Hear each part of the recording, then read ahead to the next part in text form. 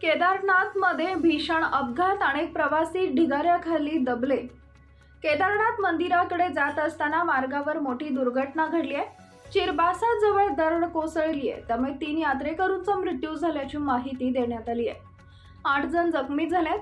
केदारनाथ पाटचरी ए मार्गावर रविवारी सकाळी भीषण अपघात झाला। या ठिकाणी ढिगारा पडल्याने प्रवासी ढिगाऱ्याखाली दबल्याचं वृत्त आहे। ढिगाऱ्याखालून 3 प्रवाशांचा मृतदेह बाहेर काढण्यात आला।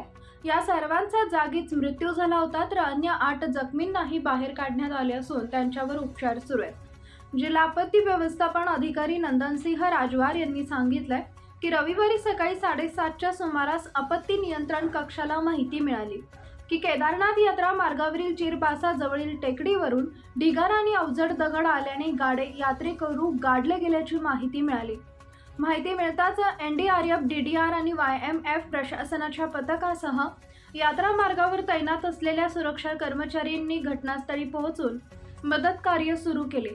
बचाव पथकाने ढिगाऱ्यातून 3 जणांचा मृतदेह बाहेर काढलेत। मदत आणि बचावासाठी शोध मोहीम सुरू आहे।